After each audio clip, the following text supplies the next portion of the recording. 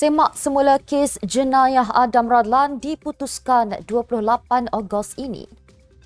Jalani Khamis dakwa perbuatan khianatnya dipelajari dari tindakan Zahid. Pemuda DAP Melaka gasa promosi Bible dikenakan tindakan tegas. Amanah Selangor tegur Tengku Zafrul runding dahulu sebelum tuntut kerusi Parlimen. Meta mohon maaf turunkan kandungan PMX berkait Ismail Haniyeh. IAIS teroka penyelidikan sosioekonomi.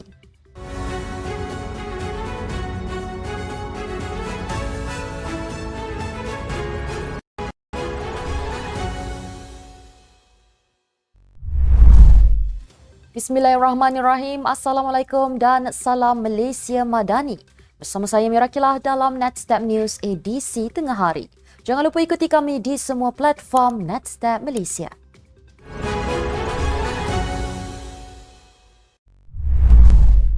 Semakkan semula kes jenayah terhadap Timbalan Ketua Bahagian Bersatu Segambut, Adam Radlan Adam Muhammad akan diputuskan oleh Peguam Negara pada akhir bulan ini. Kenyataan itu dikeluarkan oleh Timbalan Pendakwa Raya Muhammad Fadli Muhammad Zamri kepada Mahkamah Session Kuala Lumpur bahawa Peguam Negara akan membuat keputusan itu selewat-lewatnya 28 Ogos. Pada 4 Julai lalu, Adam Radlan menghantar surat representasi kepada Peguam Negara berhubung 5 pertuduhan rasuah dan 7 pertuduhan penggubahan wang haram membabitkan jutaan ringgit yang dikaitkan dengan program Jana Wibawa. Di bawah undang-undang, surat representasi sama ada meminta pendakwa menarik balik pertuduhan jenayah atau membenarkan tertuduh mengaku bersalah atas kesalahan yang lebih ringan. Pendakwa raya juga memohon penangguhan perbicaraan yang dijadualkan esok bagi membolehkan Peguam Negara meneliti representasi Adam. Adun Rembiak Muhammad Jailani Khamis memberitahu media bahawa taktik menyembunyikan penyertaannya ke dalam PAS adalah daripada Presiden UMNO Ahmad Zahid Hamidi. Jelasnya Ahmad Zahid pernah berjanji untuk tidak akan menjalinkan kerjasama bersama Datuk Seri Anwar dan DAP. Namun kini sebaliknya yang berlaku kerana mereka telah mengumumkan kerjasama terancang itu selepas pilihan raya umum ke-15 lalu. Jalani juga membantah kenyataan yang dikeluarkan oleh pemimpin UMNO bahawa beliau telah melanggar perjanjian dan mendakwa Zahid telah terlebih dahulu mengkhianati perjanjian. Pada 16 Julai lalu, PAS mengumumkan penyertaan Muhammad Jailani ke dalam parti itu dan menjadi wakil rakyat tunggal PAS di Melaka. Semalam, Ahli Majlis Kerja Tertinggi UMNO Ahmad Maslan berkata beliau tidak yakin Muhammad Jailani telah menyertai PAS pada Jun tahun lepas, sebulan sebelum persidangan Dun Melaka meluluskan enakmen berkaitan anti lompak parti. Perentetan tindakannya menyertai PAS Muhammad Jailani berdepan tuntutan 100 juta ringgit daripada UMNO berdasarkan perjanjian yang telah dimeterainya ketika dipilih menjadi calon BN pada pilihan raya lalu. Kumpulan perosak yang mempromosikan agama Kristian di hadapan Surau Warisan minggu lalu patut diajar dan dikenakan tindakan tegas oleh pihak berkuasa. Ketua Pemuda DAP Melaka, Castle Krishnan, berkata tindakan provokatif kumpulan dari luar Melaka itu dengan jelas telah mengganggu keseimbangan harmoni antara agama yang sudah lama dibina seperti yang termaktub di dalam Perlembagaan Malaysia. Menurutnya, hormat dan toleransi bukanlah pilihan, sebaliknya adalah keperluan dan tindakan membelakanginya turut dikecam Majlis Perundingan Agama Buddha, Kristian, Hindu, Sikh dan Tau Malaysia.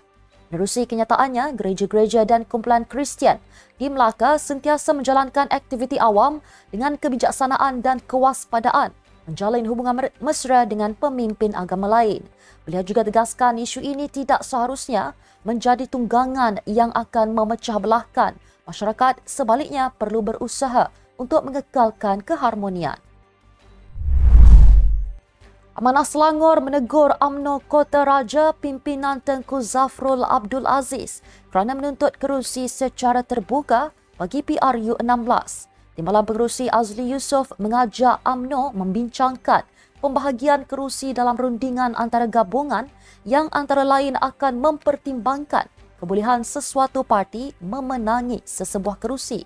Beliau yang bercakap kepada FMT menasihatkan UMNO untuk mengadakan perundingan terlebih dahulu sebelum membuat kenyataan secara terbuka di media sosial.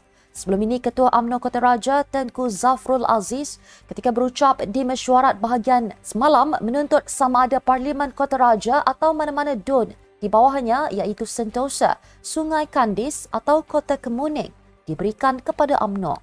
Menyusuli permintaan itu, Presiden Zahid Hamidi menyokong sambil menambah perkara tersebut perlu dibincangkan secara berhemah dengan PH. Meta memohon maaf di atas tindakan menurunkan kandungan akaun Facebook dan Instagram Perdana Menteri Datuk Seri Anwar Ibrahim berkait pembunuhan pemimpin Hamas Ismail Haniyeh minggu lalu. Jurucakap Meta berkata melalui maklum balas email, kandungan itu dikembalikan dengan label berita sebenar yang bersesuaian.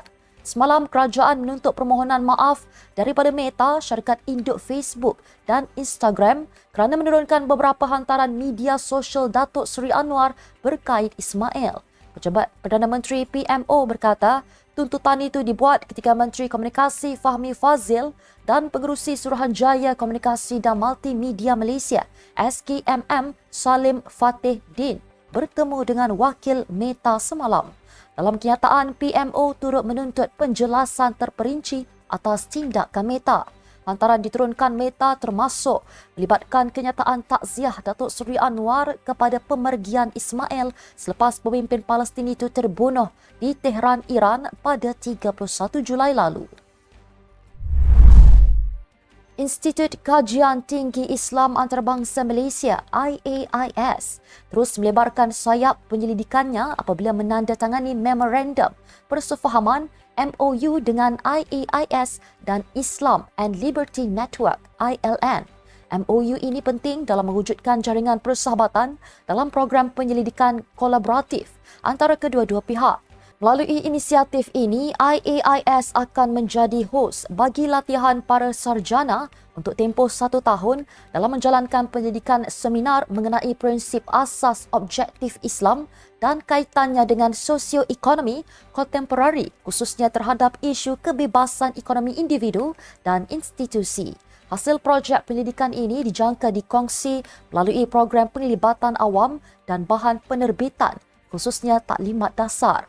MOU itu ditandatangani oleh Dr. Ahmad Badri Abdullah, Timbalan Ketua Pegawai Eksekutif IAIS dan Dr. Ali Salman, Ketua Pegawai Eksekutif ILN serta disaksikan oleh Tunku Zain Al-Abidin, Ibni Tuanku Mukhris, Presiden Pengasas IDS dan Tan Sri Datuk Sri Dr. Said Hamid bin Said Jaafar Alba, mewakili ahli AGM IAIS. Sekian untuk edisi tengah hari ini. Ikuti perkembangan semasa isu-isu panas politik Malaysia setiap hari hanya di Netstep News. Jangan lupa untuk follow Facebook Netstep Malaysia dan subscribe YouTube Netstep TV. Netstep Malaysia bersama, melangkah dengan yakin. Saya Mirakila, Assalamualaikum dan salam sejahtera.